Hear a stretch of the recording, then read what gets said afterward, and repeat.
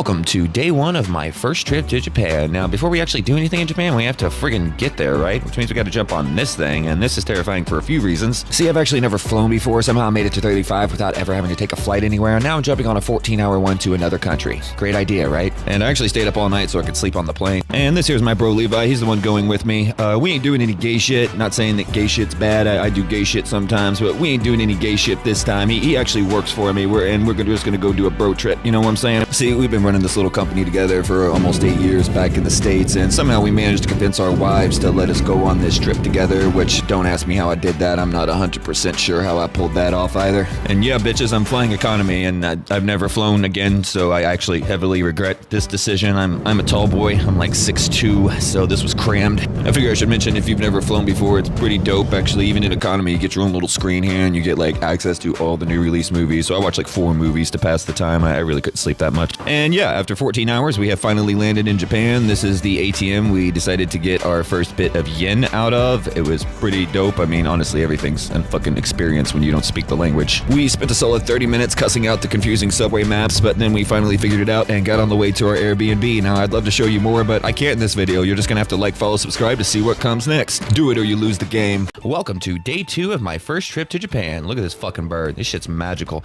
Anyways, we touched down and then headed straight to our Airbnb. It's kind of small, of course, and then I had to go right to that conveni and get a beer. Nah, I'm just joking. I had to get one of the egg salad sandos, and I'll be honest, it was super good, nice and creamy. I love it. And I was joking about the beer. Of course, I got the beer. Now we're gonna go up here to this bridge and chug this bitch, because why not? This is me talking shit about my fit, because I really like it. Then we went out walking around just to kind of check the place out. You know, we're here for the vibes more than anything. So we found a local grocery store, and you guys ready to get creamed? Yeah, nah, sorry, I should have said that. Anyways, yeah, this is a Famichiki. It's like a world famous chicken fillet, and it's fucking delicious. Tastes a lot like KFC. I found Coca-Cola and some sake, so then we went back to the Airbnb and was chugging that shit. It was delicious. I woke up early in the morning. I guess my rhythm's actually set to here because I didn't stay up till 6 a.m. for once. I was actually up at 6 a.m. What the fuck is going on? Anyways, I'm gonna go back over to the conveni because that sandwich was fucking fire, and I need to get something else. This car wash is outside. I thought that was super interesting. Then I found a Japanese monster. This conveni is absolutely loaded with manga. Conveni means convenience store, in case you didn't catch on to that part. Anyways, this latte was delicious. And then we found a grocery store in the basement. Like, who the fuck thought this was a great idea? It was actually a great idea. Anyways, I got more coffee, and then we went out walking, found this traditional house and this cool bottle display that would have definitely been broken in America, but you know, what the fuck ever. Look at this cute squirrel.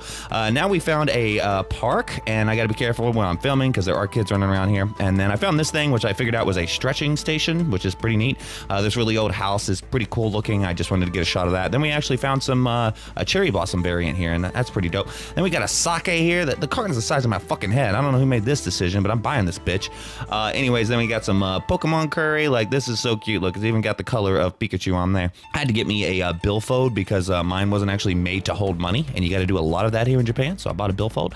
Yeah, then we got this arcade here. Like, man, we just stumbled right into this place, and the lights are fucking amazing. And then I had to go get a Dr. Pepper because my fiance would have killed me if I didn't have a Japanese Dr. Pepper. So here we go with the DP. It actually says DP on the can. I didn't expect that. So yeah, I actually really enjoyed this. I think it uses a different sweetener. I'm not sure. What the fuck ever. Anyways, like, follow, subscribe. See you next time. Welcome to day 5 of buying back every game I ever had as a kid. But wait a second, this isn't America. That's right, we're in Japan this week hunting down some retro video games. And I ended up in Japan for about 2 weeks for some R&R, and of course, while I'm here, I'm going to be checking out the retro game scene. One of the first things we did was go to Akihabara, of course, and the vibes here are immaculate. I love the clothing. It is just so cute. I had to buy something at this store. We ended up exiting the station into the shopping mall, which was kind of confusing, but once we found our way out, we took a look around and ended up heading straight across the road here to jump into this first store that we saw that was full of Pokemon cards, Yu-Gi-Oh cards, all kinds of different figurines and collectibles. This place was absolutely loaded down. We probably spent way too long in this first shop, but it was also the first place we went into. Finally finding the retro game store, I was poking through, and then I spotted it.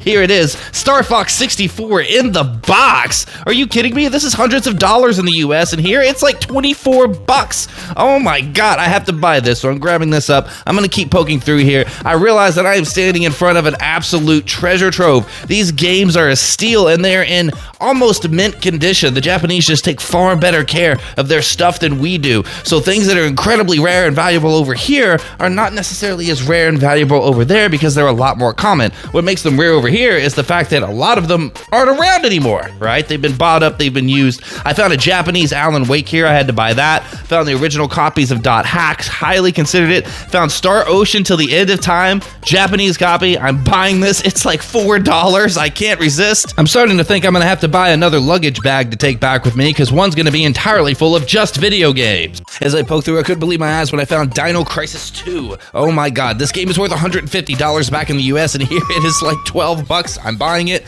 Then of course I found Biohazard 2, which if you don't know is actually Resident Evil 2. They call it Biohazard in Japan. This is actually the game I came in here looking for.